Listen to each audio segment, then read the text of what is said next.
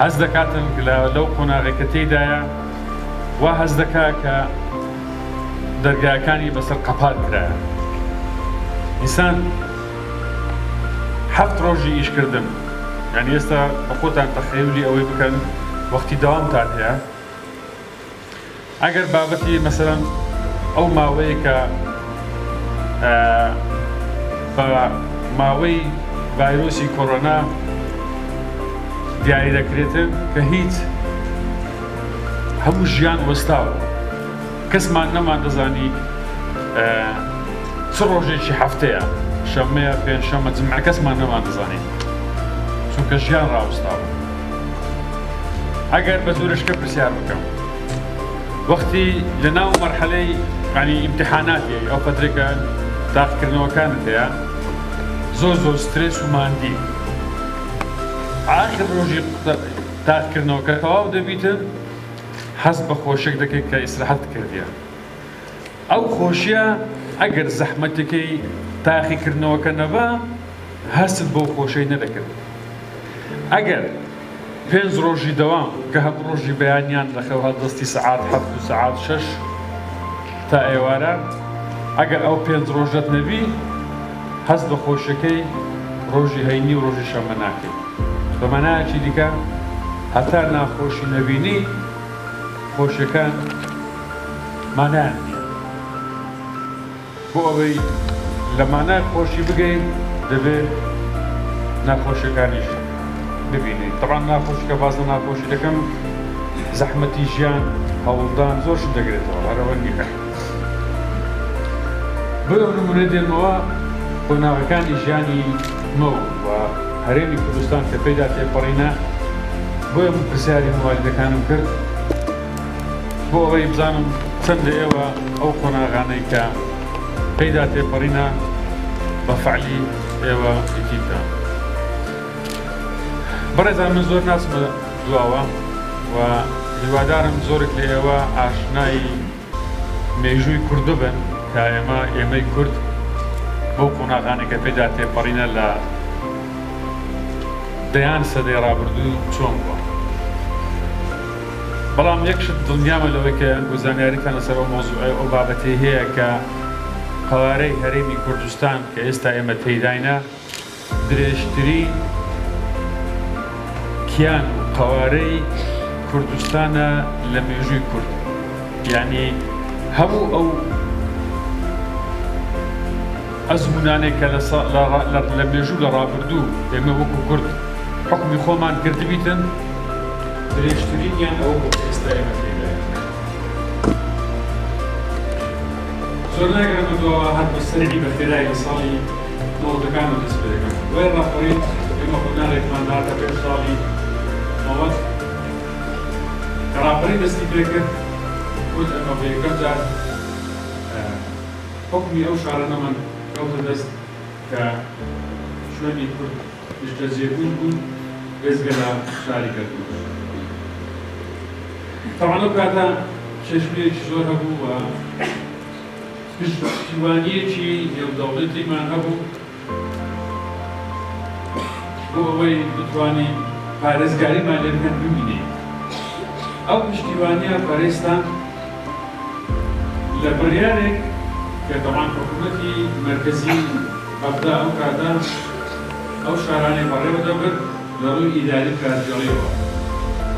کە ئەو پاڵپشتیە بۆ هەرێمی کوردستان، ئەو پاڵپشتە نێودەوڵەتیە بۆ هەرێمی کوردستان دیاریکرا. حکوومەتی بەغدا گیری لەوە کردەوە ئەگەر هەموو دامەزگاکانی بکشێنێتەوە لە کوردستان بۆ ئەوەی بۆ جیهانی بسەلمێنێت، ئەگەر ئەو نەبێتن کوردستان ناتوانێت بۆ بڕێت.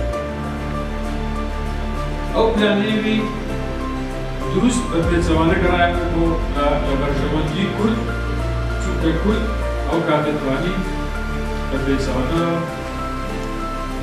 پەرلەمان حکوومەت دامەزرێت و ئەگەر بە بەراورد لەگەڵ دەوروبەرەکانی بکرێت قۆناغەکانی زۆر باشی بەرەکەوێت. طبعاً ئەوە کە ئێستا وا بە ئاسانی باسی دەکەم وا بە ئاسانی نەبووە و زۆر کێشە و گرتشمان هاتە پێش ئەو کاتە بيومي أما أو خبري باربرتو دولة داري ما نبغى وأواني كده صلاتي عند دزبو وأواني كباري باربرتو أوانا بو قصدان ديان صال لشهر كان ليش مرقادين ذكرتو وخواتين ذكرتو بين المشيوات بلا باورناك من روجك الرجال أوان برنامج وقادري تبقى يكسر بيت تيشت تو دبي حكومداري قومداري بيتا خباتي شورشيري بيش مرقاتي دیگه مطلباتش مدنی دولتداری. اما دکاری که لانیه با شیوه نبود. و لکاتی او دولتداریا توشی زور چشو گرفت بود و اتفاقان میسر بیرون بستی. من محاوله کردم لزور بیش لکن به منوی چیزی دیل. منوی چیزی تا مبین مبوی زیاد لباب دکان حالی بود. طبعاً أول كاوي بس لقربوا ناس لكم شيء لكم بنزان أول كا ورك بسيكم ويا ثمانية ولا دعوم شغال من بردان مستوى أصل كركا بعد نوم أبدا كركنيس بلقروان باسكم نبرس أطفالي إيش لاني نام فاني من أول لقروان باسكم كوا اللي مبرر شيء مسنيا سبب أو وقتها تفهم كيف تفهمي أجل الله كان ذات شيء وأول كبيرة تفهم وأوز من الكلام كبيرة تفهم تفهم ناس سنية والله بنزلتهم جت صور من الكوكتي من الكوكتي وزيتية مهندسي المغربي تارك إلى لندن يقول بوانش أمازيغين نتوقعين كليه المفرد وتيو يقول زور نكبر ولجاتي وي أقول بيني السويد ونرويج وبلجيكا وأيرلندا دافع نقول بيني العراق وإيران وجرمن عندنا هو خدري بيع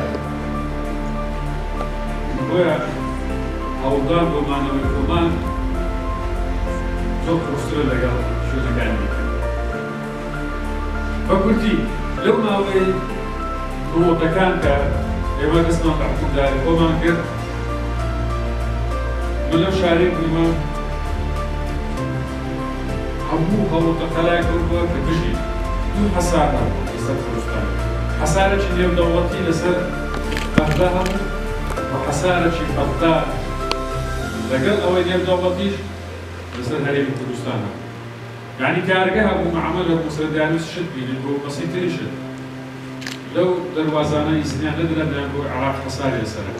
يعني أما حكومتي بغداد هيت كارجة بيمشي لسر هريم كردستان نما والله ضروري ياسايي ولا ضروري دولتي و أو سزاء أبو بسر عراق داسا بيدراو أمان سزاء بسر كردستان داسا بيدراو بيان سودان خلق بس يا لهؤلاء الذين موصل شو بنزين أولادنا بنزين ده بس بنزين ده كاتو بقرفه لباس كان ديان جيتسون ديان سكاري بيكدو وانا بيكدو كا طبعا عمدان شو عندك أول لا شيء كما أواني كهات بيك وبجين لما دوبر بشك من سربا يقابل العراق شيابو وحكم صدام بغداد جاي حكم صدام بغداد شيابو بشك شيء كأواري إيران شبو أوانيش لجير بكيفو لجير صلاة كاني وكات الخميني وإيران داو لكاتك دا أبو مواطن شري عندك شري كري عندك من 30 جيشتن لغات إيران أو غات العراق زي ما هاتي البيت ولا يشتري مضاد وريبوك طبعا الباك جراوند وكاري أنا فأكيد تأثيرات أولا ما يكرني بدافع يمشي سكن أزولي شبيركو يمشي شرش شبيركو وما صالح كاريگەری زۆر نێرێتینەوە سەرتاش. هەموو ئەو فاکتەرانە ئەگەر لە ساڵی نۆتەکانەوە تەماشا بکەین یعنی سەرنمونەیەش بینینەوە کە خەڵک هەموو محاولە و خەڵک لە قەلایەوە بکە دژی یعنی دووتی خواردنی خۆی پەیدا بکات. ئەمە لەم جیرەیەکی لە ساڵی نۆتەکان کە لەسەر پێ خۆمان وەستاین و طبعاً ژیان زۆر قورس و ئەستەم بوو. بەڵام بۆ دۆست و دوژمنان نسبەتمان کردێ بەدەمان لەسەر پێکانمان وەستین. دێن تا ساڵی 2001 ئەوانەمان بەڕێ کرد، ئەو مەراحلانمان بەڕێ کرد، ژیانی زۆر قورسمان بەڕێ کرد. لە 2003 دوای ئەوەی کە ڕژێمی بەغداد سەدام ڕووخا لەوێ دەرگای نێودەوڵەتی زیاتر کرایەوە بە ڕووی وڵاتی عێراق. لە 2003 ئێمە چوونە خۆناغێکی دیکە لە 2000 پاشی 2004 خۆناغێک دەستی پێ کرد ئێمە پارەیەکی زۆر بکەن دەستی عێراق و پارەیەکی بۆ هەرێمی کوردستان ئاستی ژیانمان بۆ بەرزتر ژیان بەرەو خۆشگوزەرانی چوو. ژیان بەرەو خۆشگوزەرانی چوو بۆ ماوەیەکی کورت بەڵام ئەمە بە دوور مەودا زەرمان لێکرد. ئەو بازێ ئەو کاتی ئێستا لێرەیەوە. زارێکیان لە دەوڵەتەکان بوون ئەوەش هەرنمونەیەکی زیندیە زۆر زۆر گرنگە زۆر داران فاسد کردیە. ئەوە بۆ حکوومەت بۆ تاک بۆ خێزان هەمووی گرنگە کە ئەتوو پلان بکرێت. خێزانێکی سویدی لەو فردەقێکە ئەمە لێ بوون ژنە کوتیاوێکی سویدی بوو بۆ ئەنگلیز بوو لە ئیسپانیا. طبعاً ئیسپانیا لە ناو جۆگرافیای ئەوروپا وڵاتێکە کە لە ڕووی کەش و بەڵاوە زۆر زۆر بزاوە. یعنی ئەو وڵاتانێک کە لە 12 دەمان بەفریان لێیە ئیسپانیا ئێستا کە ئێستا تێدایە لە زستانێ ئەوان زەوەکی کەشوهەوایەکی زۆر خۆش و گەرمیان لێ. طبعاً بەراوردی ئیسپانیا بکەیت لە ڕووی پێشکەوتنەوە لەگەڵ وڵاتی سوید ئێستا زۆر زۆر جیاوازە. سوید زۆر زۆر پێشە. پرسیار لە کەسێکی کرد گوتۆ پێشی شۆڕشی سناعی شۆڕشی پیشەسازی کشتوکاڵ هەبوو. لە سوید 11 مانگ بەفر بوو 10 مانگ بەفر بوو. ئیسپانیا ئەو کەشوهەوای خۆشەی هەبووە. لۆ سوید دەبێژ ئیسپانیا لەوەی پێشکەوتنەوە. طبعاً ئەو بووی سویدی بە تایبەتی حکوومەتیە یەکسەر بوو تقریباً 100% هەر لێ وابزە. يعني دائما احتمالش كده هو زور وما الواسط زور أو شغال من عارف كمان هيك. نحن ليش زور جوان قبلتي وابز على أما بوكو سويدي توكا شرمان كده لو ما نوما يعني استنى زور دريج كوا وقت كشوف قالي أحاول ما كرديها مثلا أو صارني كزستان كل يعني هذه المتوسط دريج كوا أحاول ما كرديها كوا كيفما خزف كده أو بيصارش كده ما يمشي لا دائما كريسمان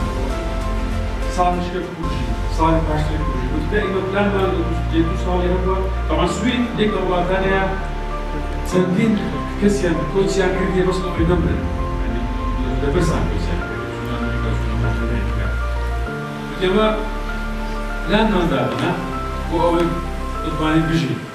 إسبانيا لبرا الجو في خوش طبعا أو حسابي نكري هذا كردي وارد يعني بلاني نوع قبل أشوف شو اسمعي بتاعي استاج سويد هربوا برنامج برا دائما كان معي بس هذا 2000 كرسيشن بازار امتحاني هم روخا أو مكان غيري لسه سويد نموت وتلاقي هو أو إيكاباسي كبتي سوق إسبانيا لواني هربا كردي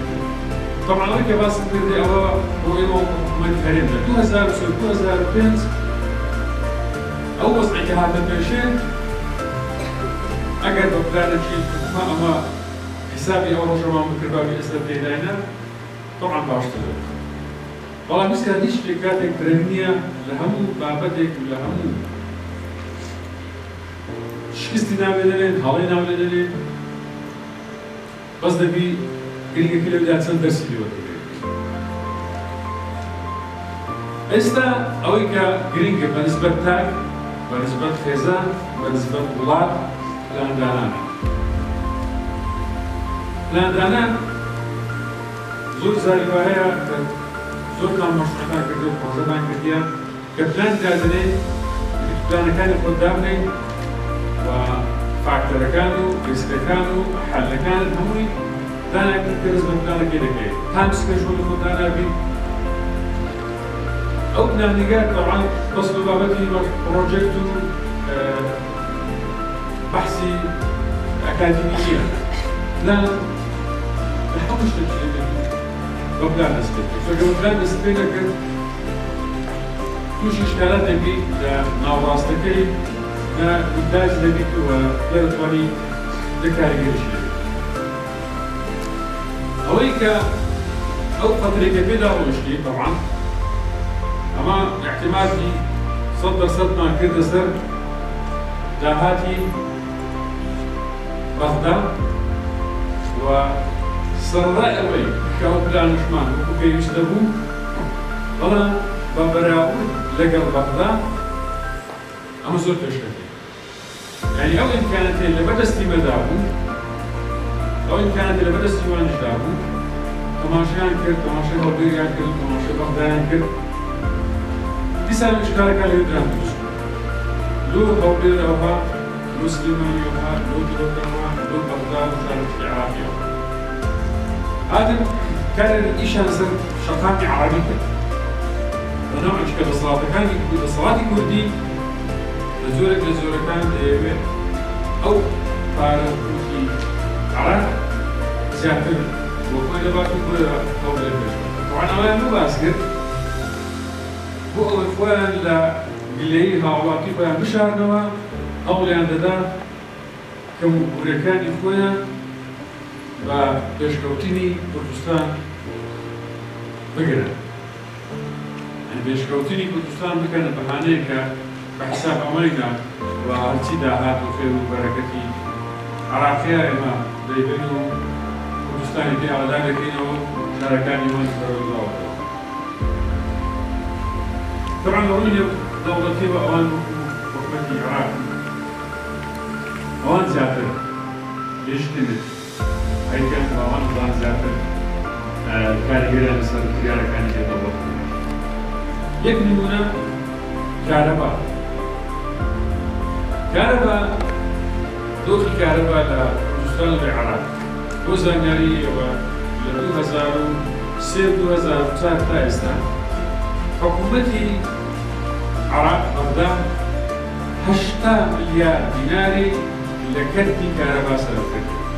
8 مليار دينار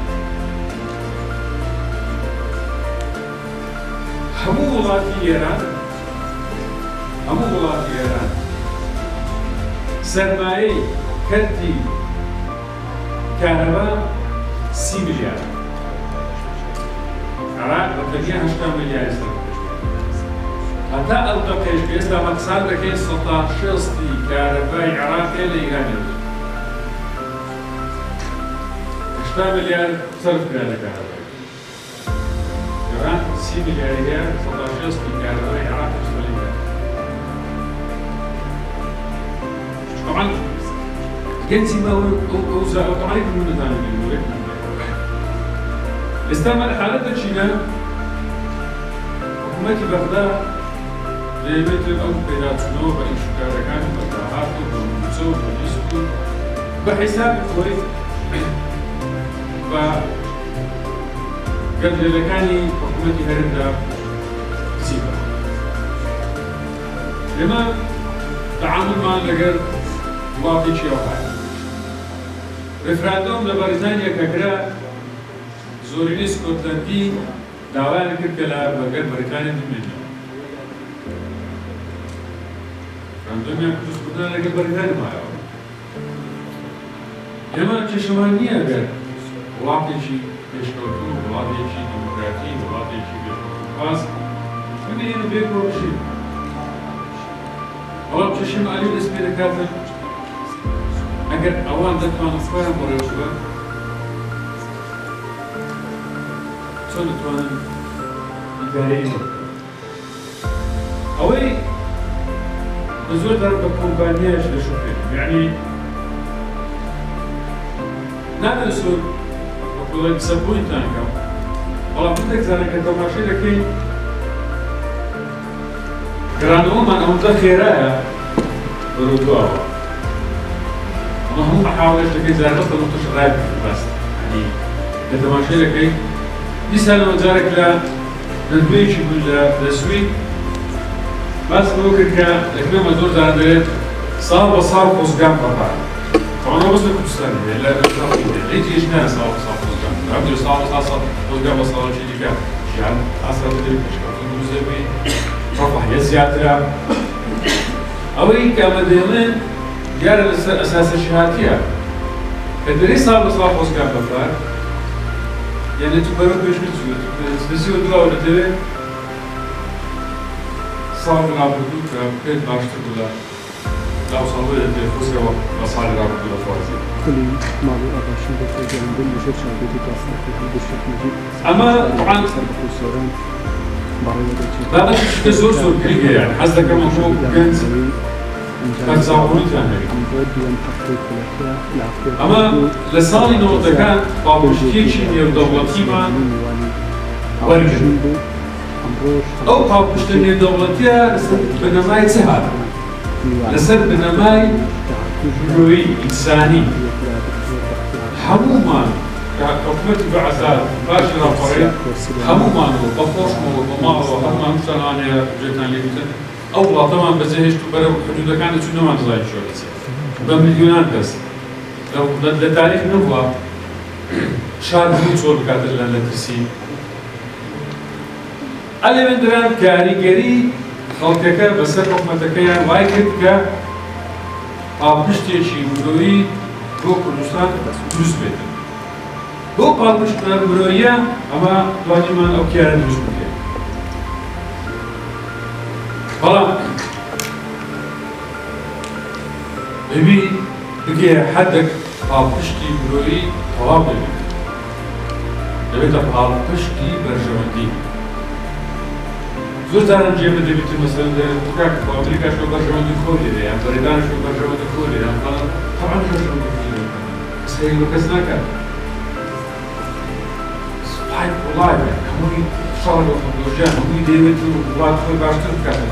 ژیانی هاوڵاتی خۆی باشتر بکاتن. مستعمەر نەمایە، بەڵام تەبادلی مەساڵح مایە، بەرژەوەندیەکان یەکتان دەگرێتەوە. وڵاتێکی دەوڵەمەندی هەیە، وڵاتێکی بەخێر و بەرەکەتت هەیە، ئەوەی کە بەرگریت لێ دەکات لەوەی دڵنیا بە بەبێ بەرامبەر بەرگریت لێ ناکات بۆ زۆر زۆر ئاسایش طبیعیە. بیرکردنەوەی من وەکو شەخص لەو بابەتە جیاوازە. داگیرکردن و استعمار و ئازادیمان هەموومان شەڕی ئازادیمان کرد، ئەمە هەموومان هیچ ڕۆژێک لە ڕۆژان بەوە ڕازی نەبووینە کە لەژێر حکومی کەسێکی دیکە و نەتەوێت شتە ببین. ئەگەر تەماشای ئەو تاریخی کوردی بکەیت. بەڵام بابەتی بەرژەوەندی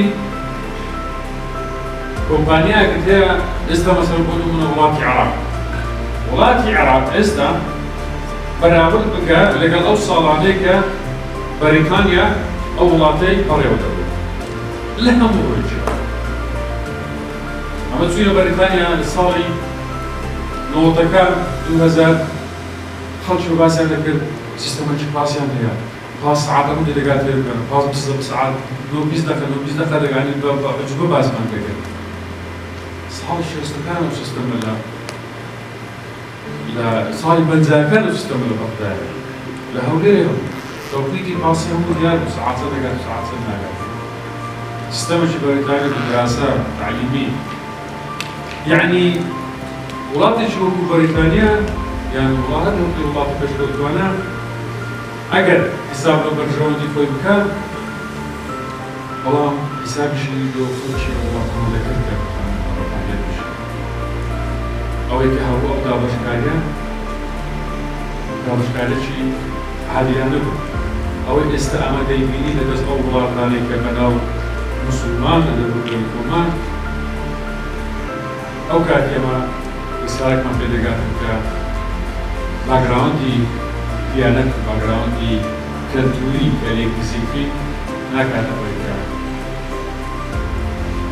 خلدي كبتواني ساميان لا خوشيش يعني تلي أجا زور دون روينو بس أوسو يعني في الصال 2022 فريزا 2022 وما دسنا بيك بعوض كنا دسنا بيك فزيد زي كذي بروجة كان مجمل لكات خوي درا هيك شمان بيك وادش دوسنا وزخت زورش ما لسه كومنتي وقت هذا بيك وقفنا برا لبر بروجة ما لك حميان واحد زاني كنتني مترك زيادة كير للسورة لبيت النووي أو بوطن البيت فوتا ميلة من الزكاة كلنا نتابع يكبس لو يعني ثواني مو هواي مو غلط ما تسبه وقت حكومة هرمي كردستان ك بروجه من زي كر أو برا نفتك دافروشا حد في الازدياد من القارنات زي كده وخذ لا أبتعد لنا وبداية هم تنشاهدي ودلك إلى صار 2022 هم دسنا بشوفك أو ذاك نوك للسوران وزايد البروجستات كان ما دس فكر من تحتيه أو شاري بس ربنا ما يكتشف طبعا منعناش چونکە بە تێگەیشتنی وان پێشکەوتنی کورد بۆ پێشکەوتنی ئەو قەوارەیە ئەو ئەزمونە بە زەرەری وان تەواو دەبێت. ئەوەی در ئەران ناتوانن خوارن وچمە لێ بکەن یانێ ئەوان ئەمە وچوان لێ بکەن. بەڕێزان زۆر گرنگە گەنج لەوە تێبگاتن کە ئەمن بصراحة هي هالقول أو شاري قريبة دبا تنكس شيء خرافة تنكس شيء لمنطلقي هاو شارياني أو شارين وكو بيويس نبم عم دنيا بلوي كس شيء بياني لما باشتنا أو تيجيش نيرك نخونا دروس بكين هالقولنا زوزقنا ندرينا أو زور قريبا مدافع وبرز عن استا دوج مني كل نيشان لسر رابطة جزور هستيار كي لسر جنت هو كده هستي اجتماعي ولتوعي جنت كاو كانوا چونك اوان دزانن اگر او برنامج او بلانيان سرينگر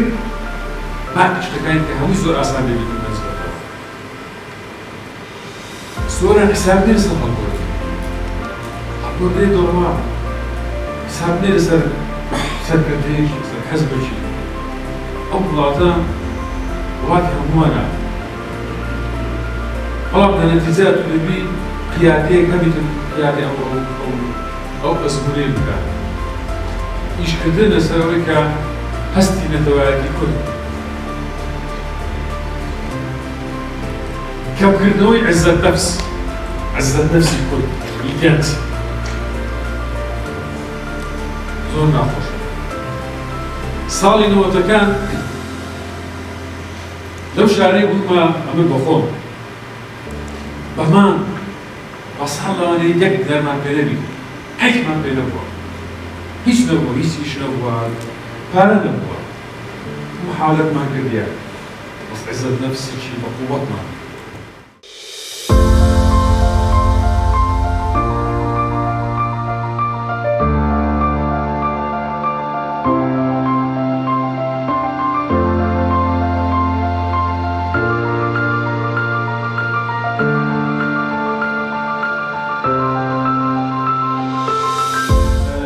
بەڕێزە هەلو ئاگاداری خۆتان من کە باس لە ئەو بابەتانەی دەوڵەتی و تێگەیشتنی دەوڵەتی عێراق لە بەغدادەکەم لێرانە مەبەستمەوە نییە کە من باس لەوە بکەین بڵێم یان بۆ داپۆشینی ئەگەر کەم ئەوان حتا لە هەموو بابەتەکانی پاڵپشتنی و دەوڵەتی ئەوانە پشتی شێرە وەردەکەوێتن بەڵام ئەگەر تەماشای نەتائیجەکەی بکەین ئەوەی کە لە کوردستان دەگوزارێ لەگەڵ ئەو وڵات لەگەڵ شارەکانی دەکەی بەغدا و خاوەن عێراق ئەوە بە شاهێدی خۆیان نەکەم پێ باس خۆمان بکەین بە شاهێدی خەڵکی خۆیان کە سەردانی دەکەن ئەمە دروست لەگەڵ نامەکە بابەتی ئاو یەکێکە لە سەرچاوە ڕئیسیەکان طبعا شەڵی هەموو وڵاتان لەسەر ئاوە ئێستا لەسەر نەفت نییە و نرخی ئاویش گرانتر ئێستا لە نرخی نەوت بۆیە ئەوەی کە باسم کردێ تێگەیشتنی کابینەی نوێی بەکوری جەنابی سەرۆکی حکوومەت لەم ڕوانگەیەوە ئەوەیە کە پشت بە سەرچاوەی هەموو زۆر بەستێتن کات باسی ئاو دەکەی دەتوانین ئاو نەکات بۆ خواردنەوە ئەتو ئاو دەتوانین سوودی لەوە بگری لە سەرچاوەی بکەی سەرچاوەی گەشتیاری بکەی سەرچاوەی بەندەکان بکەی سەرچاوەی کارەبا یعنی لە هەموو بوارەکەت بتوانانی استفادە لە ئاو بکەیت ئەمە بەرنامەی باشمان هەیە بەنسبەت ئاو چکردنی بەنداو دوو شتی زۆر باش منسبە سۆران یەک تۆپۆلۆژی سۆران زۆر کوردراوە و دوو سەرچاوەی ئەو ئاوانە هەموو لە ناو سنووری ئیرانی سەربەخۆی سۆرانەکەوە زۆر گرنگە. بەڕێزە پرسیارێکی زۆر گرنگ بەنسبەت گەنج کە باسی هەڵی کار دەکرێت ئەو لەو ڕۆژەش باسم کرد یعنی ئەوەی ئێستامە تێبینی دەکەین ئیش هەیە ئیش بەڵام کە ئیش هەیە گەنج لۆ وەکو پێویست ناسیتە ناوگەشتکردن ئەوان کە بدەن ناسی ناوگەشتکردن مانای منە هەمووی ئیش ناکات گەنجی خۆمانە و لە هەر شوێن دەستی گەنجی ئیش دەکات بەڵام پرسیارەکە دەوەیە لۆ دەتوانراوە ئەو خەڵکە بیانێ کە دەنابێت باسم کردێ لە ئیش دەکات بۆ بەدیدی خەڵکی مەندێک کردیوە پرسیارەکە لێرا بەدەوە ئەگەر قەرارە ئێمە لە کێشەیەکی ئابووری بووداینا بۆ سوود لە توانایەکانی گەنجانمان وەرناگرین کێشەکە چییە؟ کێشەکە لە گەنجەکانی خۆمانەوە پێویستیش ناکەن کێشەکە لە خاوەن کۆمپانیاکانە کە ئێستا بڕیارێکی حکوومەت هەرێمی کوردستانەوەی هەر کۆمپانیاک دەبێت سەدا هەفتا پێنجی سوود لە توانایەکانی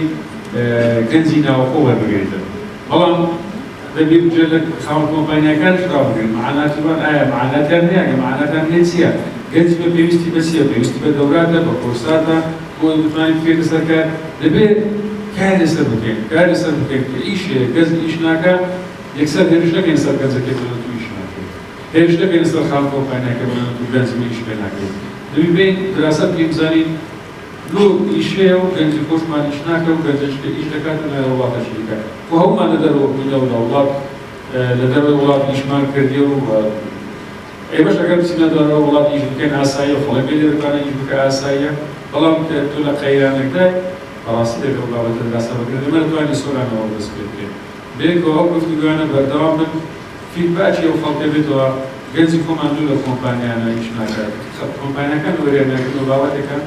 بەچی دەمە نیشتە سەر دەکەین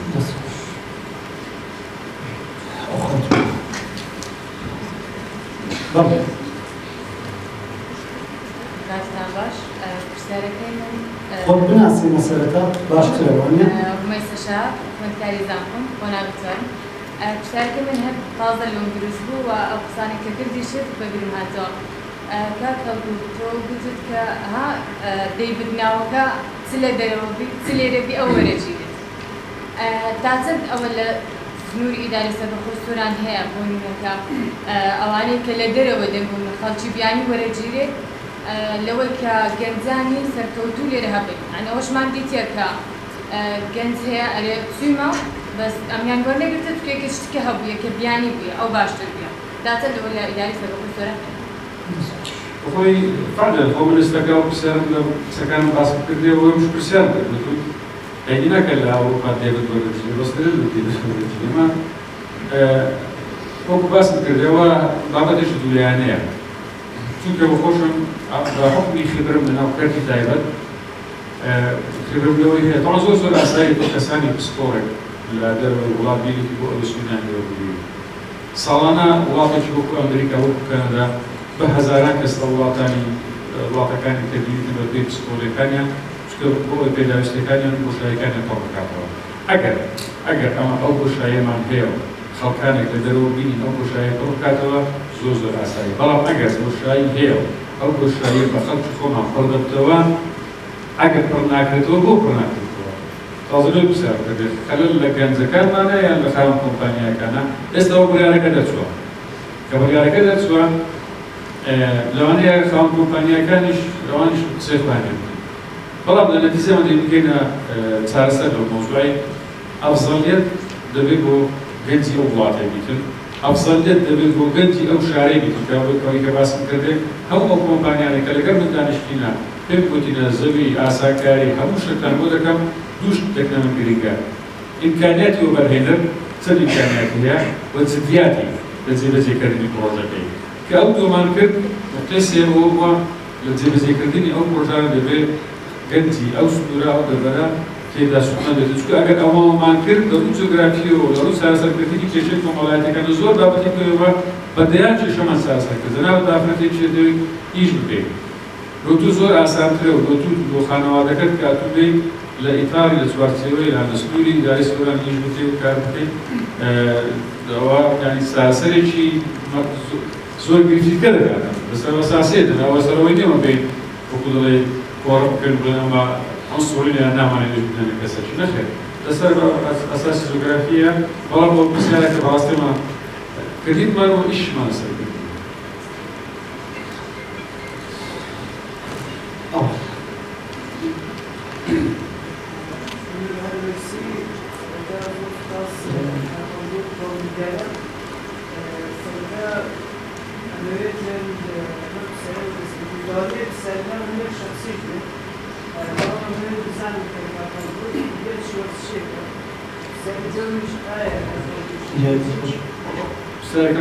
Yay vardır. Psikolojik bir var mı?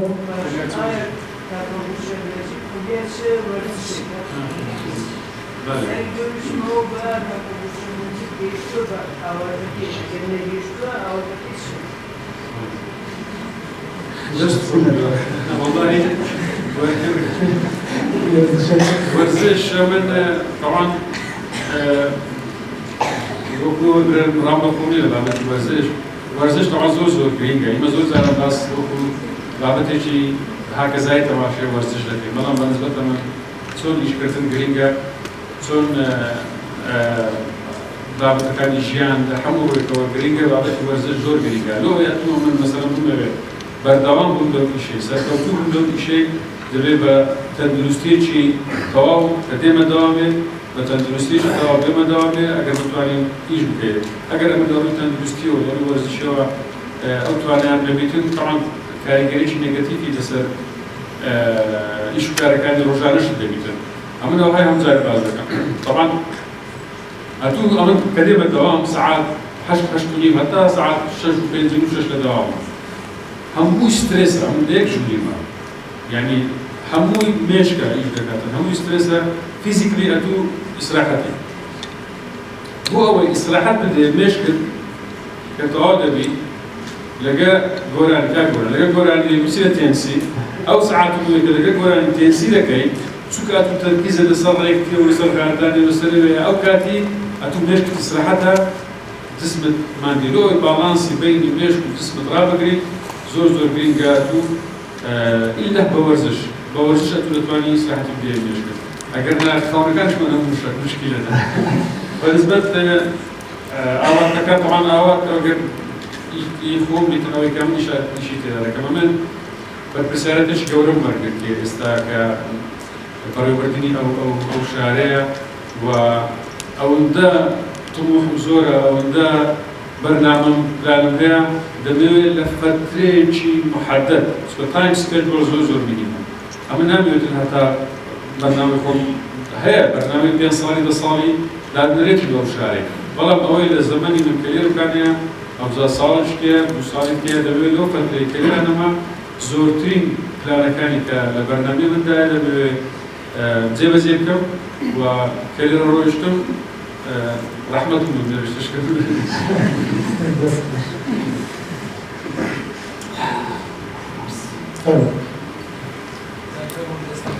أواني اللي حفتي راب نفس يعني كبير هل يعني أستلم كامير سعدي درسوي زانكو سوالنا صار صار بيش شو صار بيش سالبين متى يتم صار بزانكو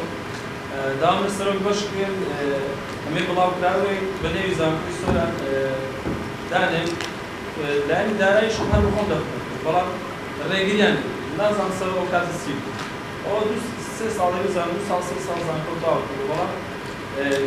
ليكن نوعا بودستي كسي دهنا ناجي كسي كدهنا كسي كبليمة هذا خوش باسكت يعني ناكل يعني تاشي كذا يا ضغطاري كذي بيجان فلسي بارو مثلا تبش أهلي هي يعني هيس بيزنا كم مستعش يعني بيت أو هم بيسافرون درسوا أو هم يفيدن آخر يعني كارثة نايس شاطرين يكنادر يعني خارج زور مستعش يعني كلامي صيا في لبنان هذا درس قيتو والله من جنسي خوش ما فيك خوش كارثة هذا خود بس زعمتي زور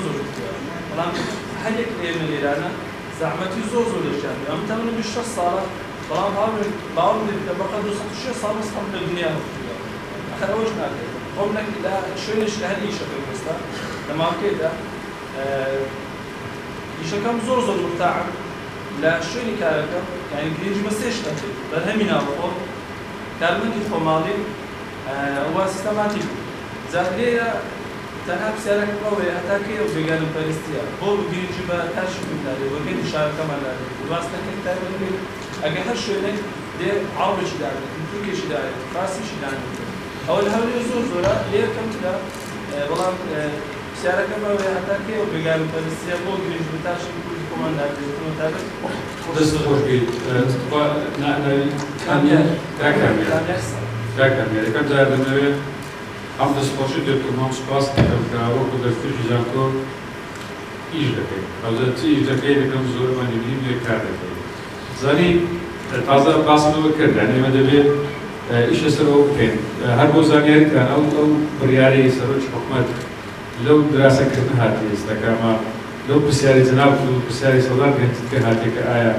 بود بیت فقط شيء فما نبذ الجوارة بريالة شيء يعني فرض لك هروها اختيارية استام كومبانيا ما ندبي سطح حتى بنزي كارمنت كوما طبعا ندبي لهم دنيا شو هي ندبي بس سياسة ريك بوبر هيدر يعني لسه بوبر هيدر شيء يعني تدري ليه بوبر هيدر كان جولاتا أولاتي سجارة كباسة كر زوجان دوس كردو بلام دبي خلق الحكومة تدا مستفيد عندما يقال خلق الحكومة ليس لتركيا هو مشروع شباب هنا بكا دبي كسر تركيا لقبل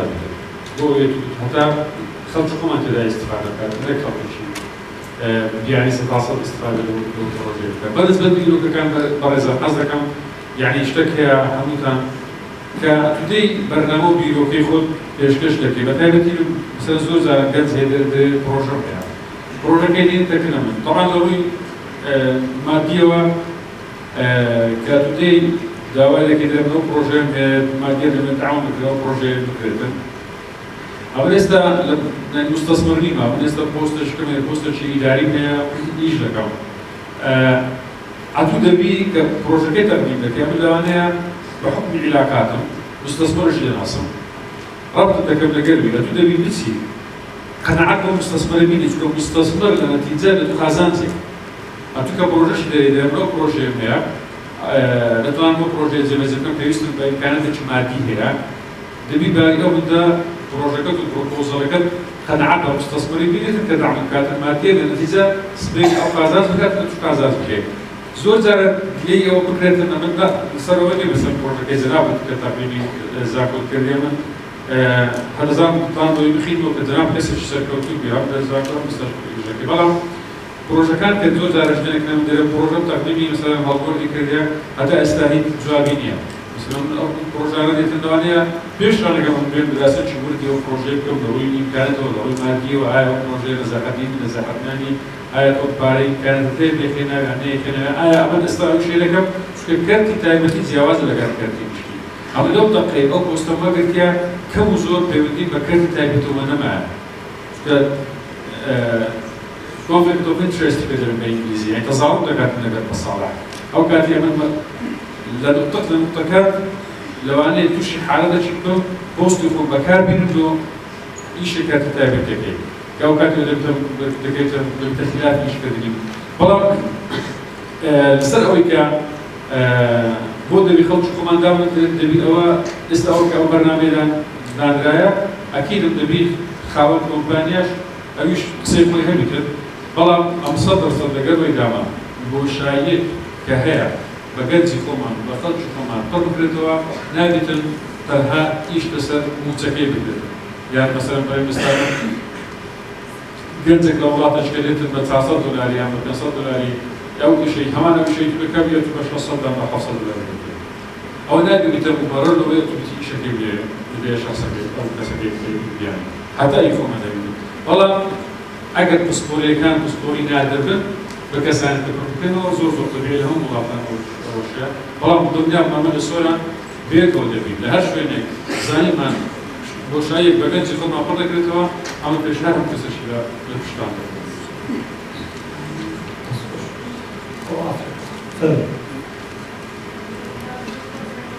لەنگت بەس کەوە لەنگت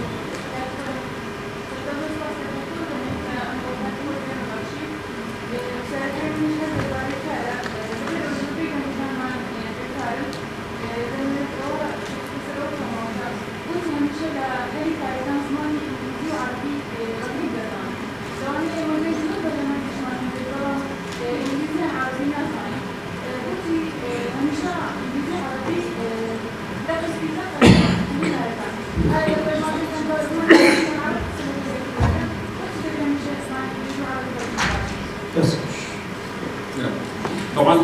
بەڕێزان زمان زۆر گرینگە زمان کەرەم زمان زۆر گرینگە پێشیارم لە زمانی کوردی لە زمانەکان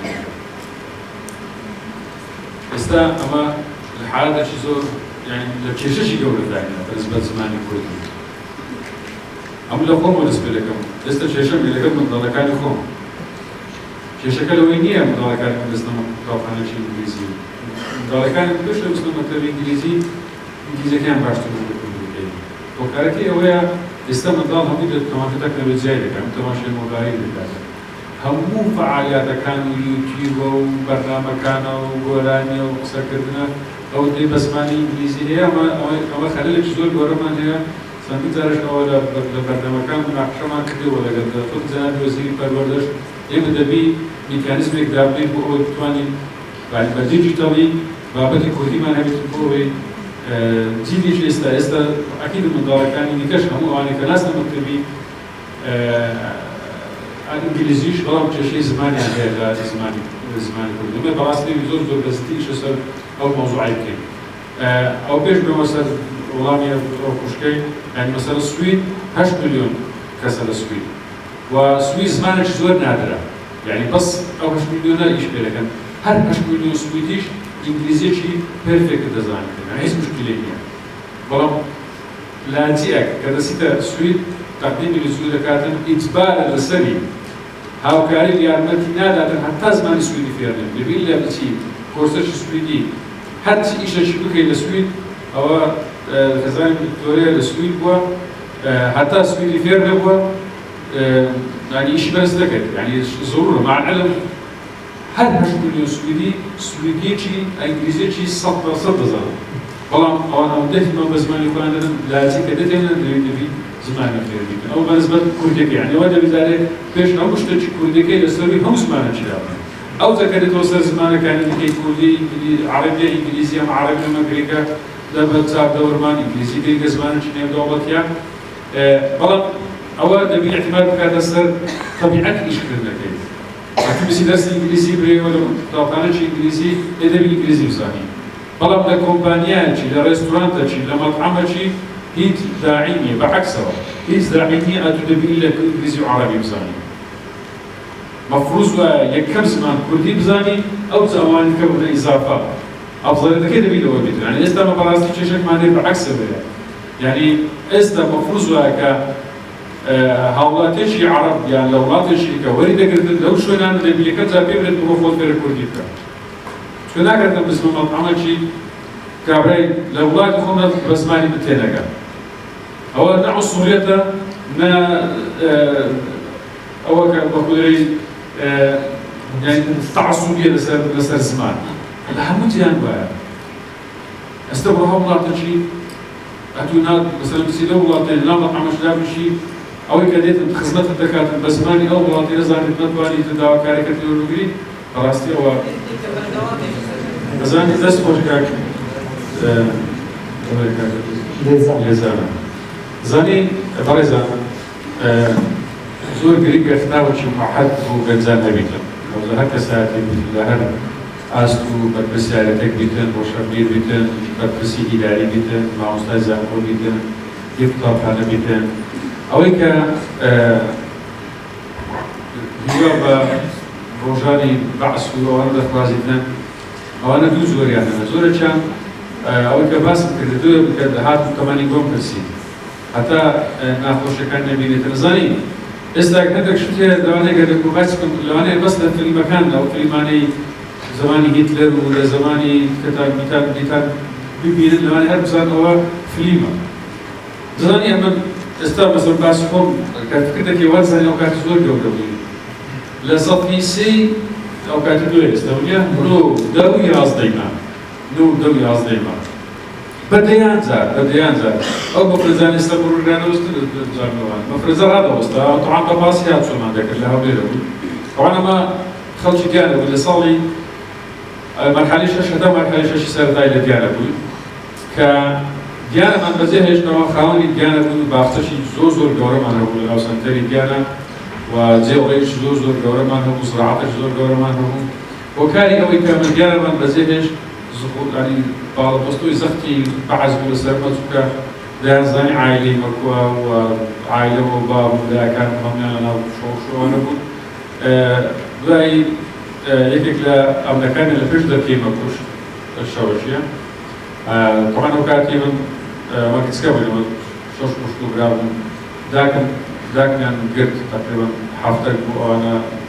سزن و طبعا ئەو بە ئەخلاقیانی لێتنەوە نەبووە طبعا ئەو کاتی زۆر هەشتا و دوو ئەوانە بوو ئەگەرنا باش ئەو کاتی قراریاندا لە هەر جەیەکی کە نەفەرێک دەکوژرا یەکسەر ئەو مەنتەقەیان هەموو تەخت دەکرد بەس هێشتا ئەو قرارە دەرنەچوو بوو کە ئەو ئەمنیان کوشت ئێمە وەزنی فشارێکی زۆرمان هاتە سەر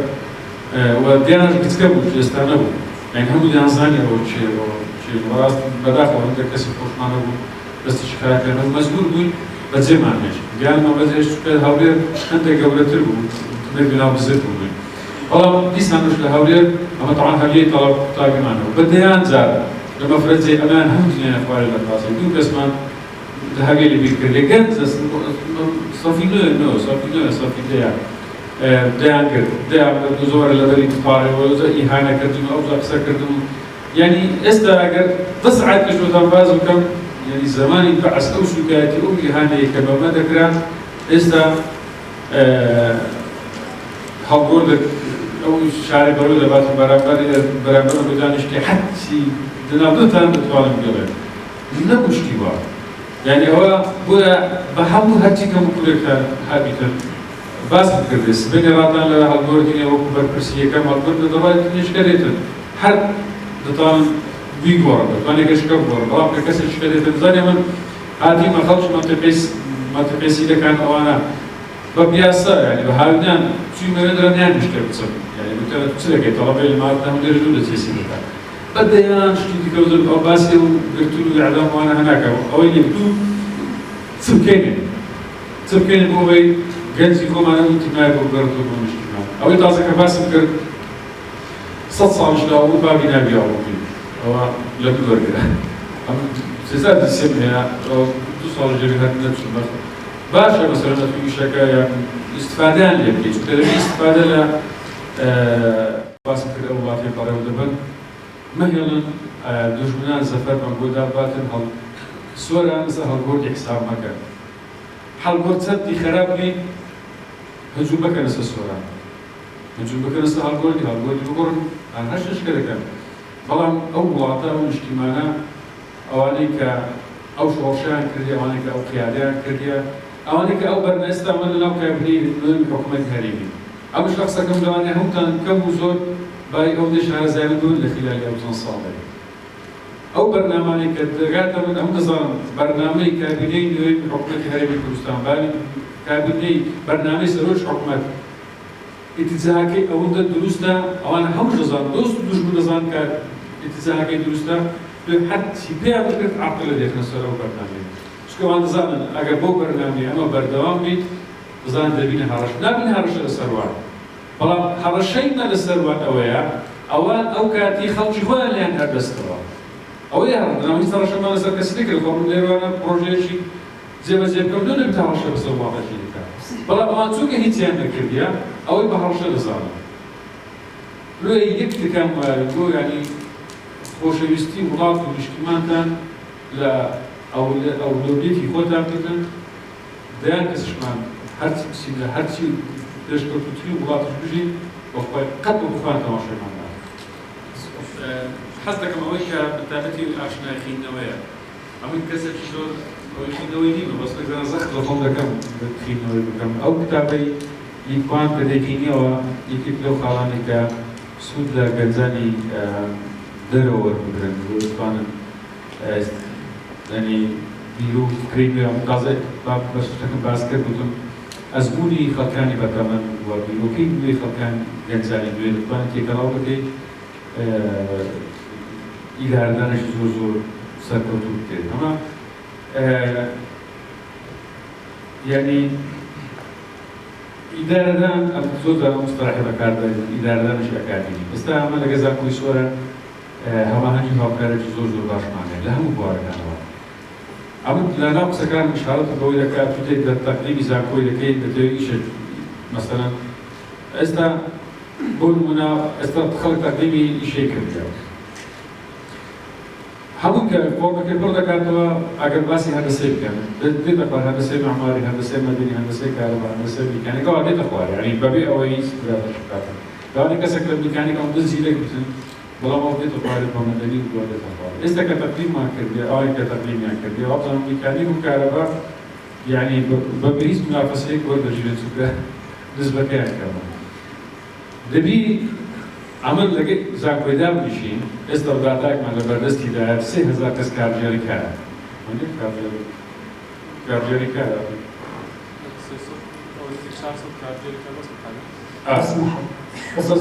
تو دەبی بێ بزانن ئێستا ئەمە ئیدارە ئیشمان بەچیە مارکێتینگ ئیشی بەچیە پشتوکاڵە بە چ بوارە چیە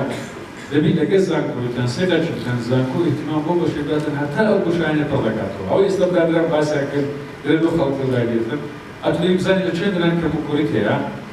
زانکۆ ئەکادیمی ئیش لەسەر ئەو بوارێت کە بۆ فترەیەکی معەیەن هەتا ئەو مەجاالەی پڕ دەکاتەوە و گەنجی خۆشمان کە دەچی تەقدیم دەکاتن دەبی باری ئەو زانیاری معلوماتی هەبیتن ئێستا لەناو مارکێتینگ چ بابەتێک چ کردێک ئێستا بۆشایی هەیە دەتوانی ئیش بۆ خۆی بسۆگە بکات کێشەمە لەوەیە ئەوەی کە دەستە زانکۆ یعنی ڕەبتی شەهادەی لەگەر ئیشکردنەی نەکردووە مەسەلەن کاتێک نامن کابرا دەرێ وڵڵاهی 5 کەس بەمارەیە هەموو شەهادەن سەحەب شەهادەن هەمووشی پێ ئیشن ینی ئەوە نییە ئەو بابەتیان پێک بەڕابط نەکردی ئەتوو کە دەچی جاری با یەک کۆرس ئێستا مەسەلەن هەیە دێنێت لە من دەمەوێت کورسێکەوە جامعەکەوە کردێ دەبێ ماستەر بکەیت دەبێ ماستەری گەڕێت ئێستا ئەتوو بڕۆ مەسەلەن زمان ئینگلیزی یان کۆمپیوتەر یان مەجالێکی کە هەیە بڕۆ کۆرسێکی 6 مانگی وەربگرێت بەس بە کەسەفی کاتو بزانی مسۆگەر پاشی ئەو کۆرسەی ئیش بەدەست دەکەیت ئەتۆ بەکەن روتینە دوا چ ماستەرشنە زوان دکتۆراشتینە ئێستا دکتۆرایە وەڵام پێیش دکتۆرە بووی پێیش ئەوە خەلەلە ئەو زەمان بەڕاستی یعنی من قەنەعەت بەوەیە ئەو کە ئیش لەسەر دەکەم ئەو بەرنامانە ئەم ناتوانم مستەفا بکەم پێی نەچ برێ وڵای سۆرە پاشی 300 مانگیکە ئەو زەدەبتە ئەوە کەس هەموو دەبتە خاوەنیش بەڵام ئەتوێ دەبی لە نقطەشی دەست پێ بکەیت نقطە دەبی بنیەی تەحتیەی ئەو شارەی دروست بکەیت زۆر جاران خەڵکارێک دەما تێناگات وەلە من تێناگا بە جددی کە دێبی ئیش دەکا ڕاستێک کۆڵا کردکردن پێتاوکردن کۆنکریت ئەوان هەمووی پرۆژەی سەرەتاییە دەبێت خەڵک بکرێت بەڵام پرۆژەی استراتیجی ئەگەر ئەفێداران دروستی نەکەی ناتوانێت بنیەی تەحتی ئەو شارەی لۆ 4 ساڵ کە 5 ساڵ بکات خۆ ئێستا ئەو 30 ساڵ